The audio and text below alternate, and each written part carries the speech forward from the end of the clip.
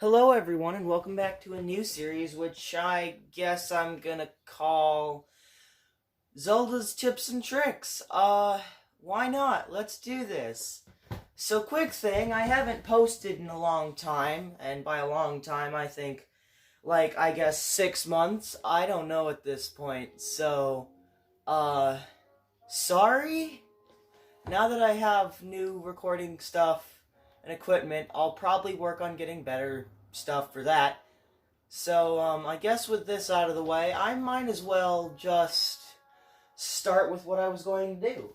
So, I guess the entire point of this video right now is I've been playing Breath of the Wild a lot, and 455 hours of a lot, so that's nice. And I figured I've learned a couple things along the way, and I figured I'd just share them with you guys. Yeah, I guess that's it. I sound so unprofessional. I haven't done this in a long time, so I apologize greatly. But I guess the first little couple tips and tricks I guess I would show you guys would be some of the best foods that I have discovered. And up on the screen right now is one of the easiest foods for me to get because I just have a lot of fish and never use them. But in case you guys are needing a good meal to restore your health, the copious seafood skewers, which do 12 hearts normally, which restore 12 normal hearts. Wait, right? Yeah, that's 12. They restore 12 normal hearts if cooked normally, but if they're cooked with a buff, they will restore 15. It requires 1 high roll bass, 1 hardy bass, 1 staminoka bass, 1 mighty carp, and 1 mighty porgy. The next thing I decided to mess around with would be an apple pie. I just kind of took the idea for apple pie in real life and I was just like, what if I did this? And it worked! So, I mean, it's not the best food, but, it just is kind of neat that I discovered it, so I might as well share it. It'll do 5 hearts of... It'll restore 5 hearts of health if cooked normally, but if cooked with a buff, it'll do 8. It requires 1 apple, 1 bird egg, 1 Tabantha wheat, 1 cane sugar, and a goat butter. Let's flip the page on the script because I actually am using a script for this video. Look at me, Mr. Fancy! The next food I discovered, which was really cheap and simple to get, restores a whopping 12 hearts if cooked normally. I haven't discovered the buff yet. It requires 1 Hylian rice, which you can go out and find in Hateno Village. You can buy it or kind of cut up the grass around it to find some Hylian rice just laying around. You can also get Goron spice from Goron City, and you can get a fairy from fairy fountains and other random locations across Hyrule. And it restores 12 hearts for just the 3 ingredients it uses, and they weren't very expensive or hard to find, so I think this is probably one of the best easy to get things. So that was nice. The next food I have discovered was the glazed mushrooms, which does require a little bit more expensive and hard to find ingredients with 2 hardy truffles and a corsair bee honey, but it restores 12 hearts. I don't know what the buff is. That's the problem with a lot of these things. I have no idea what the buff would be. But, moving on. The hasty elixir, which gives you the maximum amount of running speed that you can get in the game, or with potions anyway, not in the game. It requires 4 hot-footed frogs and 1 Lionel Guts, if you want what I have here. I don't know what a buff would be of it, so, yeah. And then one of the best things I've discovered in the game so far, and what I currently use a lot of now in my personal run-through that I haven't gotten on video, is the Enduring Elixir, which heals 16 hearts and restores 4/5 of your stamina wheel, maximum stamina wheel.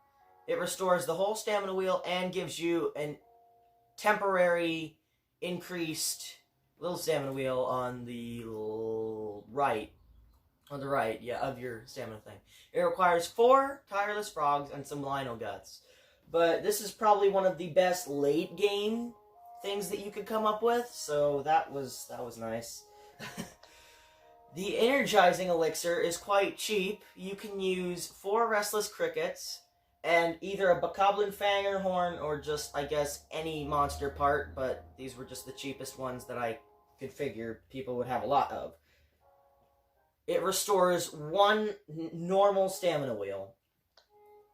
Moving on, there's the meat skewer, which heals 18 hearts, and it requires 3 raw gourmet meat, as I used. And this is the end of the foods, because I had nothing else to figure out with the foods. But the next thing is, if I figured you're looking for ingredients, I've got you covered on at least some. In the Tabantha Tundra in the Heber region, if you're looking for good meats, you need to go look around the Tabantha Tundra. Up north is a shrine and 3 Lionels, so go prepared. You can kill wolves, rhinos, and moose, which, I mean, you see the moose, you probably see the wolves. I already killed the rhino. Yeah. So you just need to get wolves, rhino, and moose, and try not to feel horrible while doing it, so just block out your emotions entirely. Yeah. But the most simple way to get mighty bananas is to go to the Yiga Clan hideout, which is in the Gerudo Highlands by the Gerudo Desert. There's a ladder at the end of the second hallway, and if you go up and down the corridor you will find a pile of mighty bananas and a chest which has topaz in it, but I was dumb and didn't realize I didn't get the chest in the screenshot. So, moving on. So some of the materials that I found that fuel the Master Cycle Zero the best, and I guess you need DLC for this. Sorry, people without DLC, but this is the only DLC thing on here, I think. But anyway, the materials that fuel the Master Cycle Zero the best are apples, Hylian shrooms, blue nightshade, flint, amber, all bokoblin monster parts, moblin horns and fangs, choo-choo jellies, and ancient screws, springs, gears, shafts, and probably the easiest of all of them to get and to fuel is wood. It does the exact same as apples and everything else like that, if a little bit more. So yeah, you can throw wood in the Master Cycle and it fuels it pretty quickly, which is quite nice because it's everywhere. If you couldn't tell by earlier making my potions, Lionel guts are some of the best ingredients to use for making elixirs. I believe they restore... they don't restore. I believe they increase the amount of time you can have on an elixir, so that's really nice. In Zora's domain, a Zora named Leto will exchange 10 luminous stones for a diamond. He's working on a pillar on the entrance to the domain. The Tobab grasslands are directly south of Mount Hylia on the Great Plateau. There's a large horse there that Link can actually tame and register at a stable. I named mine Zack because that was cute. North of the Great Plateau is the Colosseum ruins, which houses a Lionel and fire, ice, and electric weapons held by various other enemies, like Moblins, Lizalfos, and normal Bokoblins. Finally, Satori Mountain, which lies to the west of the Central Tower in Hyrule Field, has a lot of different foods, Koroks, and wildlife, including the Lord of the Mountain, a ghost-like horse that Link can actually ride, but he can't register it at a stable. That was a lot of reading from a script. I'm done with the script now. I messed up the script like 17 times. Oh my god.